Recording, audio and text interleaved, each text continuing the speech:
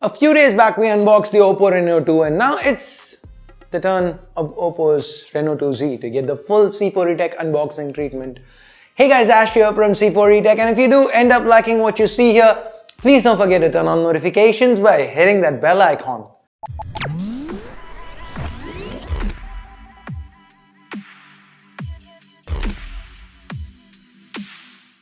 The Reno 2Z's box looks kinda similar to what we saw with the Reno 2. It's the same sleek packaging with the name on top and the OPPO branding to the sides. Turning it around, the back has a sticker with some information. This is the Sky White variant. It's been a while since I had a white variant. 8256 config, here's another sticker to the bottom. This one mentions some important specs like the quad cameras and so on. Enough with the box, let's cut through the plastic. Slice open the seal, remove the lid. We have another cardboard box here with some documentation. Moving on to the star of the show, the Reno 2Z. Taking it out, peeling off the protective plastic and the sticker from the back too. This is the Sky White Reno 2Z. The subtle blue gradient across the back, it looks beautiful. Let me turn it on, leave it to the side for now. Next up, we have a USB Type-C cable with the green accents and a soft case with the stitching right down the middle. This case, it seems identical to the one we got with the Reno 2, so it feels as high quality as that one too. And then we have the VOOC 3.0 charger, earpod style earphones, and finally a SIM ejector tool. So now returning back to the 2Z, at first glance this phone looks identical to the Reno 2. But look closer and you can spot a difference here, right on the back. Like on the 2Z, the green ceramic dot, it's on the top. And in its usual place at the bottom, we have the fourth camera. Other than that, the rest of the back, it's pretty similar. The 2Z feels quite nice in hand thanks to that curved glass back, and the gradient finish looks stunning. But like with the Reno 2, this also happens to be a fingerprint magnet. Turning the phone over, things are again quite similar here. Like with the Reno 2, we get an AMOLED panel, all screen, the resolution remains Full HD+, the size is identical too at 6.53 inches. Given the AMOLED tech used, we have great contrast, inky deep blacks, and colors that pop. This too seems to be a great panel for media consumption without any interference. Now the difference here is how OPPO's managed to implement this all-screen display. With the Reno 2, OPPO went the shark fin selfie route. Here we have a regular pop-up selfie camera, kinda similar to what we've seen with the Redmi K20 or the Realme X. The LED here is a nice touch. Now circling back to the display for a moment, OPPO has done a good job of slimming down the bezels. OPPO claims the 2Z has a screen to body ratio of over 90%. As far as protection goes, this is Gorilla Glass 5 for both the front and back, so yeah, no plastic here. When it comes to placements, the headphone jack's retained, and along with it we find the primary mic, Type-C port and speaker to the bottom. The volume keys, they are located to the left. The top is clean except for that pop-up camera and the secondary noise cancelling microphone. OPPO have included an LED for this pop-up camera, right? So a transparent cutout here like with the Redmi K20, that would have been nice for notifications. I'm just saying, maybe a missed opportunity. Anyway, moving on, to the right we have an accented power key with a dual SIM and microSD tray. Where the 2Z differs drastically from the Reno 2 though is with regards to what's actually under the hood. Here we have a Helio P90, a Mediatek chip running the show. It comes with 8 gigs of RAM and 256 gigs of storage. The P90 is a powerful 12nm octa-core chip from Mediatek. It benchmarks close to the Snapdragon 675. All that raw power combined with ColorOS 6.1 means the user interface here felt quite smooth. Initial impressions, it looks like this one should do pretty well with day-to-day tasks. Now on the gaming side of things, we have the PowerVR GM9446 GPU, and it seemed to handle everything we threw at it without any hassles. OPPO's software helps with the performance too. ColorOS 6.1 comes with a bunch of new gaming focused optimizations like frame boost and touch boost on top of game boost, which we've already been seeing. These features work in tandem to increase the touch sensitivity of the screen, reduce frame drops, and improve the overall gaming experience. Over the last couple of months, we've covered way too many Realme and OPPO devices with ColorOS 6, And since this is basically the same software all over again, I'm gonna keep it short. The regular features like smart sidebar and navigation gestures, well, they return, they're present and accounted for. Despite having a pop-up camera, the face unlock remains quite fast. The in-display fingerprint scanner, it seems to work quite well. It was decently fast and accurate in the time I spent with it.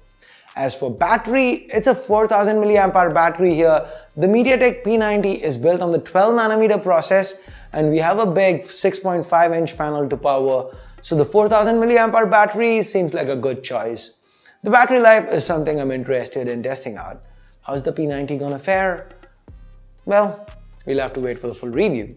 Now, OPPO does bundle a 20-watt VOOC 3.0 charger in the box, so that should be plenty fast to top off the battery when need be.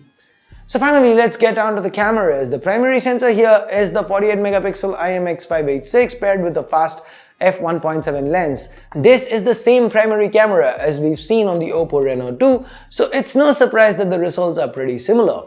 Under bright light, the pictures turn out excellent. Good detail, great colors, and thanks to the wide aperture, we have awesome bokeh or background blur. Just look at the depth of field here. We also have a dazzle color mode that pumps up the brightness and saturation. Under low light, the dedicated night mode comes into its own. OPPO calls it the ultra night mode, and it kicks in when the ambient light is very low, below 5 lux. The difference in clarity here is night and day. Well, literally. Like this picture of the tree almost looks like it was shot during the day.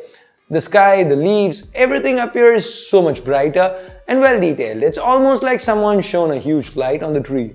We even have a tripod mode present in the night mode options.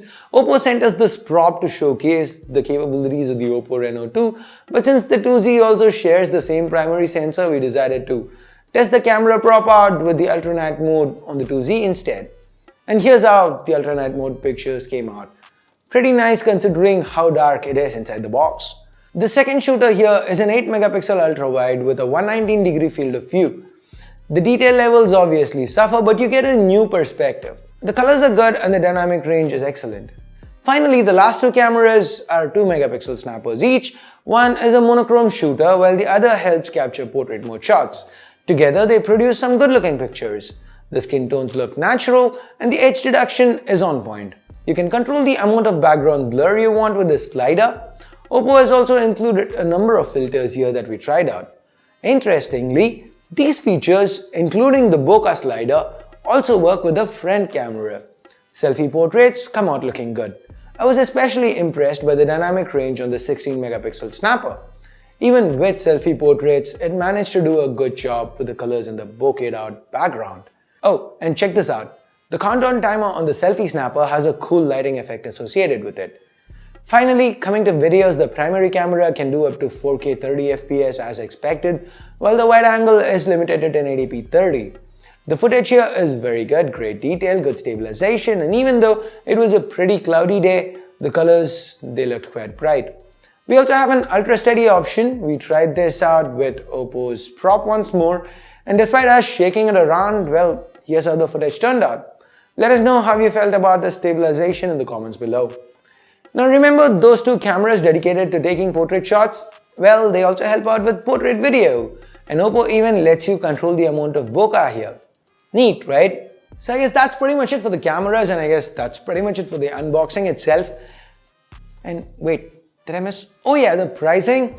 OPPO sells this phone for $29,990, and I guess maybe you could call that overpriced, but OPPO justifies this price by saying, hey, we are offering an 8GB RAM variant, we are offering 256 gigs of storage, and if you look at it from OPPO's perspective, well, something like the Redmi K20 does sell for what, 24,000 rupees for the 128GB variant, 6 gigs of RAM, 128 gigs of storage. Over here, they're charging 6,000 rupees more, double the storage, 2 extra gigs of RAM, and this is an offline focused phone. It still has a glass back. So it's all gonna boil down to how this P90 performs. Now, I've not used a P90 before. I'm gonna reserve judgment till I actually test out this P90. In the meantime, you guys tell me what you think about this. Do you feel OPPO's offering a good enough deal here, or what do you think is the right price for this, or do you feel this is a reasonably good option given the offline focus? Let me know your thoughts in the comments below. And with that, we get to the end of this unboxing video, this detailed unboxing video. Go ahead, give it a thumbs up, thumbs down based on whatever you felt about it. Subscribe, turn on notifications by hitting that bell icon if you haven't yet. Thanks a lot for watching. Till next time, my name's Ash. You've been watching C4 Retech, and I'm signing off for now. You guys have a great day. Bye-bye.